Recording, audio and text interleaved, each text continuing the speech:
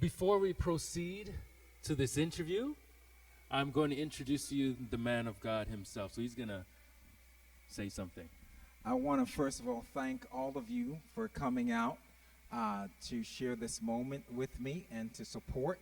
And this book actually, I preached it, then I had it rewritten so that it would flow more like a story than for a sermon. I didn't want you to read a sermon. So I actually did get professional writers to rewrite the things that I did speak so it flows more like a story. I believe that as you read this book, your life will never be the same. Amen. Amen. I believe that 100%. And I like the title. I believe, therefore I speak. All right. So, without any further ado, we are going to begin the interview. So everybody grab a seat, pay close attention to Apostle Gary, and we are going to begin. Are you guys ready? Yeah? Did any of you guys have any questions before we begin the interview? No? What's my name? It's it's Peter Bent. Okay, all right. It's not about me. It's about this man right here. So, all right. I have the first question. So tell us a little bit about this book. I believe, therefore I speak.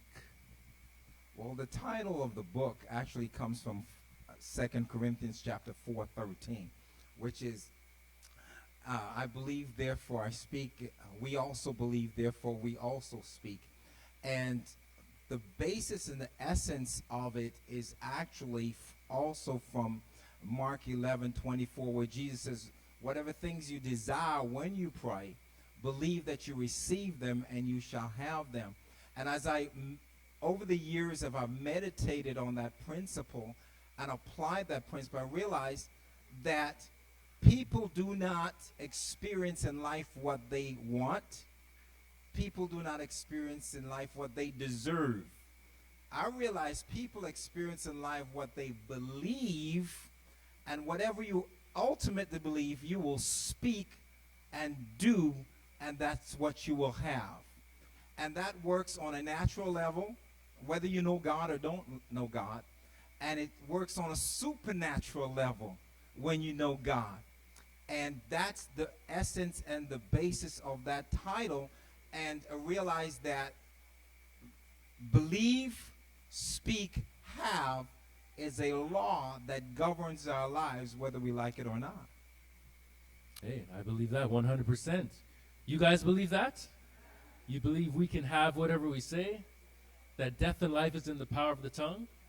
So there's power in words. So whatever you say, be careful. For good or evil. All right.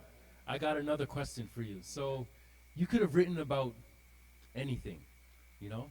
So why at this time, why did you choose to write about this topic? I believe, therefore I speak. Well, being in ministry for the number of years that I've been in ministry and see people on all levels and all walks of life struggle with habits and trying to overcome habits and trying to break habits and go on for a little bit trying to do good and then just fall flat on their face. So many people living roller coaster lives, so many people, like I said before, thinking that they will have in life what they want, or you know, they will say like, I don't deserve this, and why am I not getting what I want out of life? Not realizing that what they believe and what they speak is creating and reinforcing their realities. The best example that I give about this is two children that is born. One is born into a rich family, one's born into a poor family. The reality is neither one of those children are rich or poor. Their environment is rich or poor, but the child itself is not rich or poor.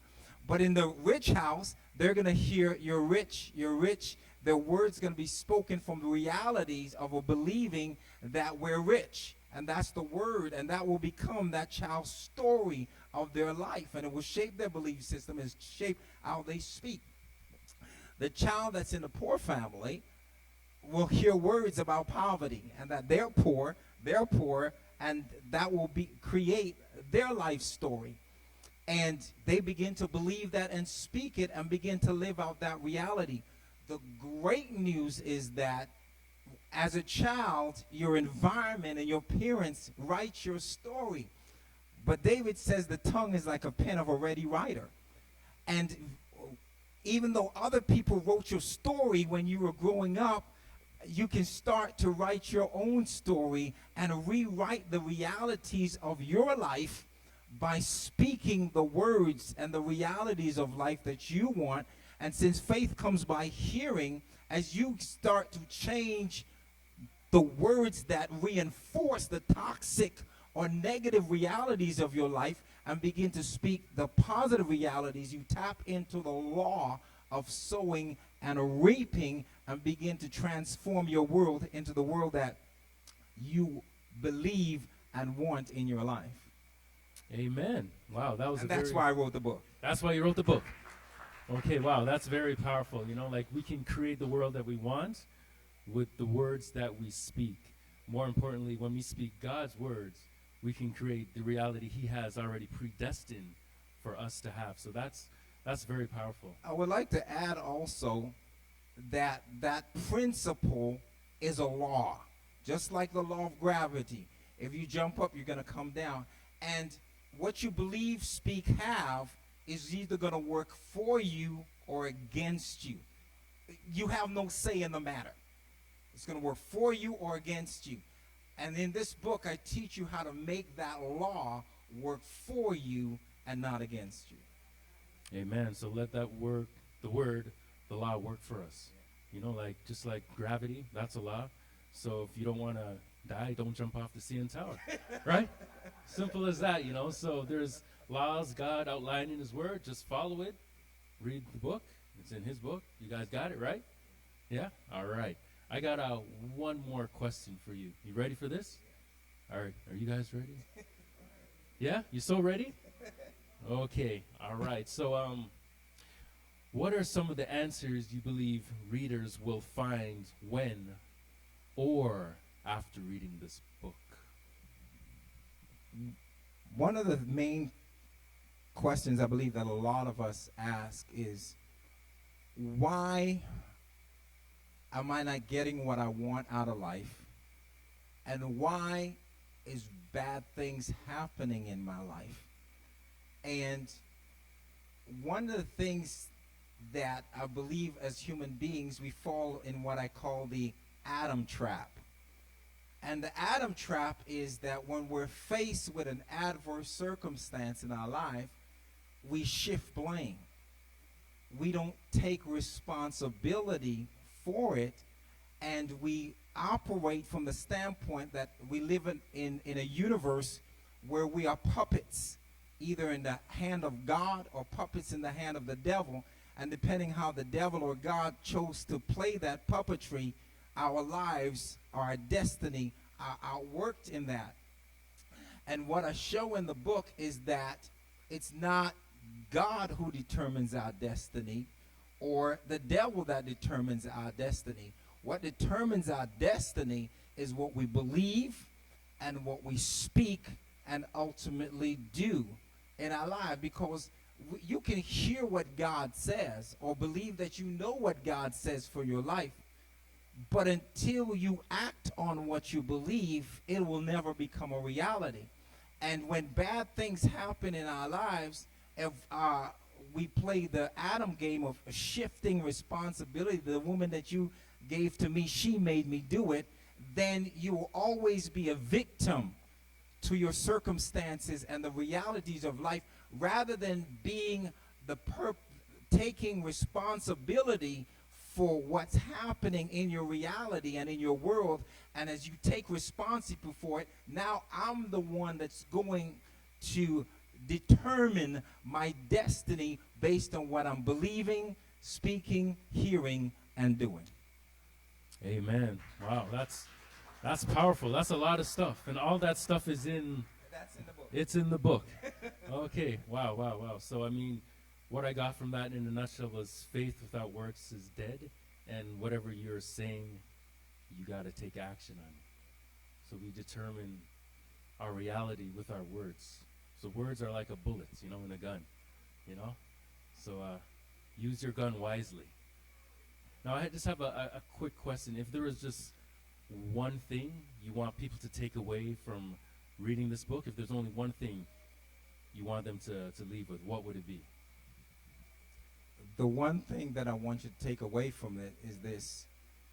You have to be, if you're going to live the life of health, wealth, peace, and success that God intended for every single person born into this world, you have to be mindful of what you're hearing, what you're speaking, what you're seeing, what you're believing, and what you're doing.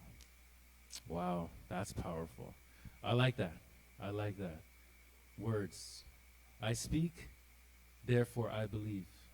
And I believe what you said, and I believe that your book is going to change a lot of lives, and we all need to do our best to spread this book, spread the word out, tell your friends, tell your neighbors, tell your co-workers, tell all your people on social media that they need to get this book now, right?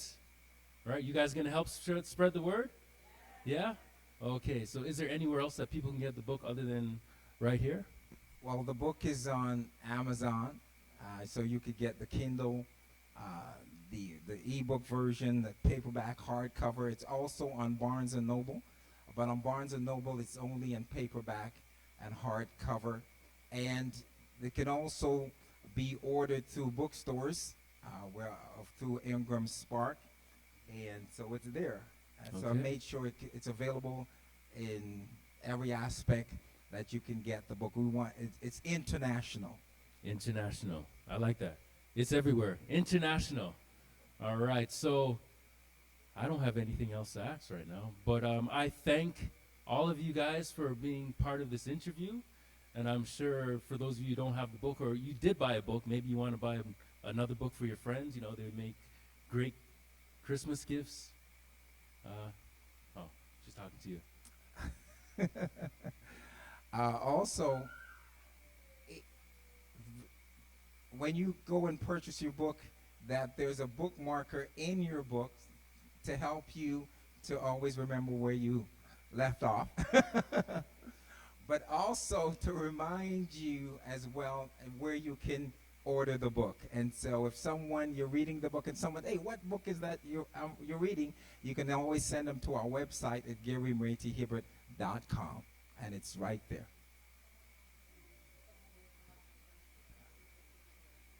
Okay, we want to open it for 2 minutes for questions. Go ahead and ask the question. Okay, Ron? I'll go to them.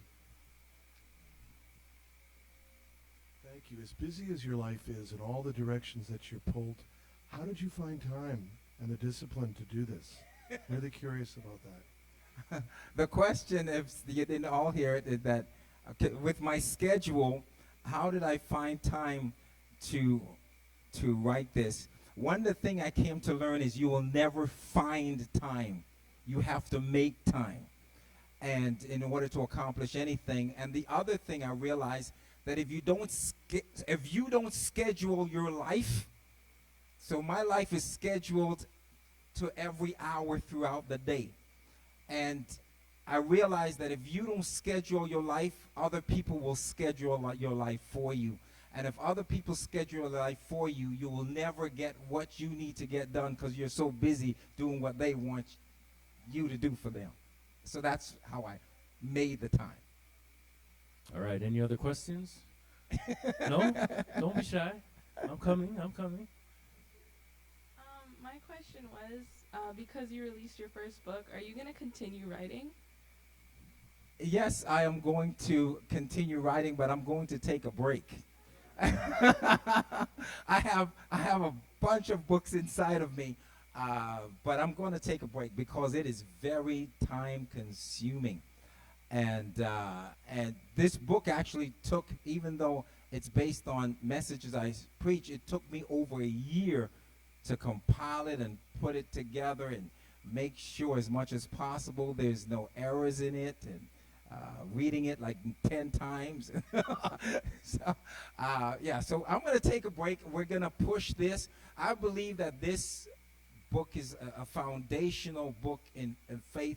And one thing I could say is that that I'm proud in this book, I actually teach you how to live by faith and change people's reality around what faith is, because we have turned faith into works, turned faith into God. And one of the things I bring out of the book is to show you that you can relax. Faith isn't totally dependent upon you. And so you can really breathe. And so I'll show you that faith, believing God, is not 100% up to you. And I show you how to do it so you can actually relax in faith and stop working so hard to believe God. Amen. I like that. Relax in faith. We need to do that. All right, we got time for one more question. Anyone has a burning question, a desire you want to ask? Anyone? Going once? Going to you, baby? You want to? Oh, she's clapping her hands. Okay, I guess that's it. Well, I just want to thank you, Pastor Gary, for taking this time to talk about the book and be a part of this interview and share this wonderful wisdom that God has, blessed and bestowed you with. And I'm sure this book is going to change a lot of lives. I love the title. I love the topic. I can't wait to get my book, just like a lot of these people have, and just devouring, like food, spiritual food. You got to eat it. Got to eat. Well, thank you, Peter. You're and I welcome. thank all of you. All right.